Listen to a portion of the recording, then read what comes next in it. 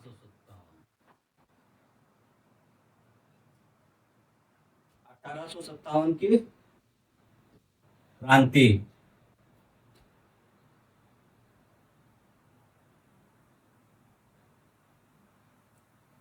1857 की क्रांति और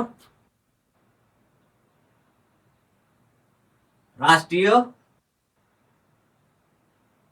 स्वतंत्रता संग्राम।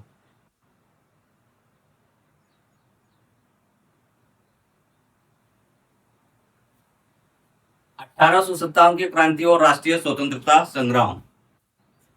एमपीपीएससी। टॉपिक बड़ा है, ज्यादा भी बड़ा नहीं है लेकिन थोड़ा बड़ा है, क्योंकि क्वेश्चन जो तुम्हारे आते हैं प्रीलिम्स हो या मेंस हो, राष्ट्रीय स्वतंत्रता संग्राम और 1857 की क्रांति, दोनों में अंतर स्पष्ट कीजिए, दोनों की तुलना कीजिए या फिर दोनों की भूमिका क्या रही है मध्य प्रदेश में। 1857 की क्रांति, सबसे पहले देखो राष्ट्रीय स्वतंत्रता संग्राम और 1857 की क्रांति। 1857 की पहली क्रांति मानी जाती है। 1857 की स्वतंत्रता संग्राम की पहली क्रांति मानी जाती है। 1857 की क्रांति सीमित थी लेकिन सशस्त्र बल के साथ हुई थी।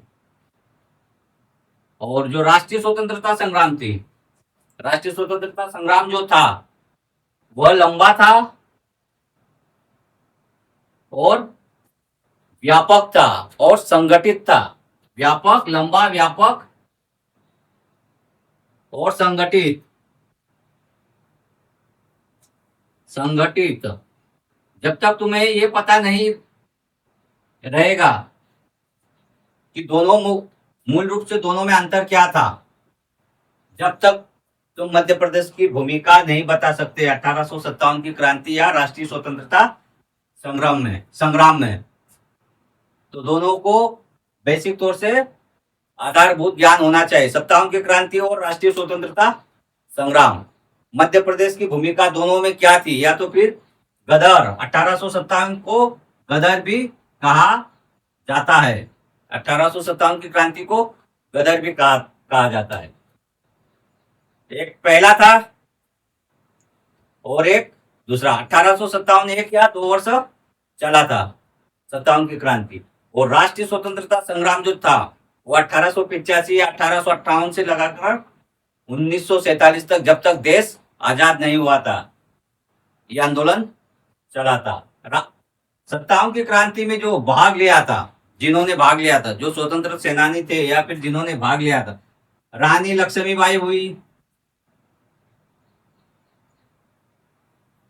तात्या टोपे, नाना साहब, इन्होंने भाग लिया था 1857 की क्रांति में।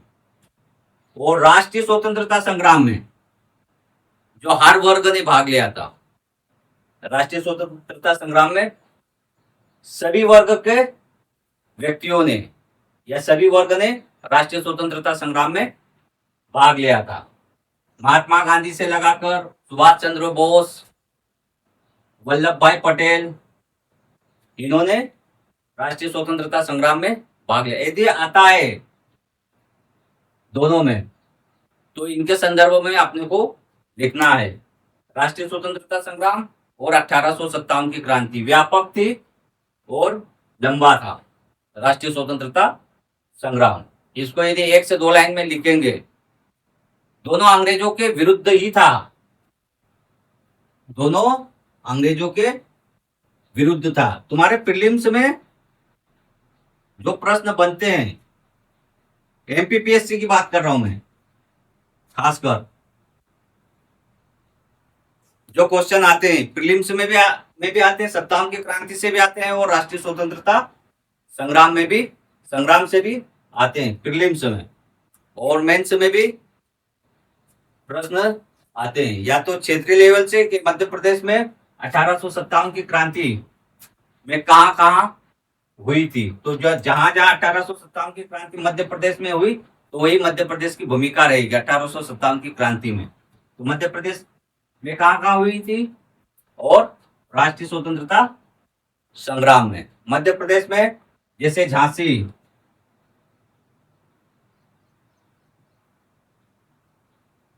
1857 की क्रांति, झांसी में रानी लक्ष्मीबाई ने किया था।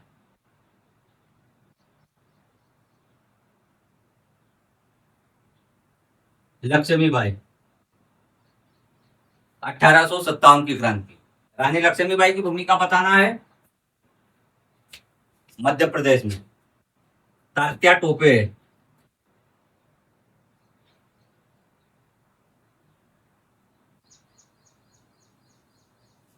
तात्या टोपे के विषय में बताना है। ये नाना साहब के रूप में इन्होंने 1857 की क्रांति में कैसे भाग लिया। 1857 की क्रांति मध्य प्रदेश में, यह विशेषकर बताना है रानी लक्ष्मीबाई। और राष्ट्रीय स्वतंत्रता संग्राम में सबसे पहले कहां हुई थी? मेरठ में हुई थी, 10 मई को हुई थी। राष्ट्रीय स्वतंत्रता संग्राम का जो आंदोलन शुरू हुआ था या मेरठ में सैनिकों ने किया था। और मध्य प्रदेश में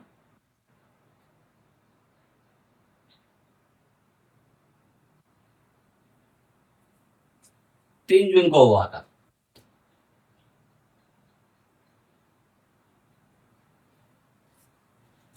नीमच, ये तुम्हारे बेसिक तौर से आप जो भूमिका है उसका सबसे पहले कंटेन, साथ में मुख्य भाग और निष्कर्ष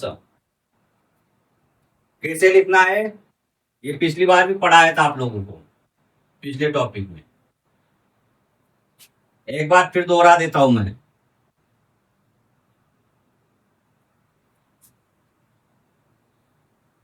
व्यापक और लंबा और संगठित जो था वो स्वतंत्रता संग्राम था। सीमित दोनों अंग्रेजों के विरुद्ध लड़ा गया था, लेकिन 57 की क्रांति को प्रथम स्वतंत्रता संग्राम भी कहते हैं। तो मध्य प्रदेश में गदर की भूमिका या 57 की क्रांति की भूमिका। सन 57 की क्रांति मध्य प्रदेश में भी हुई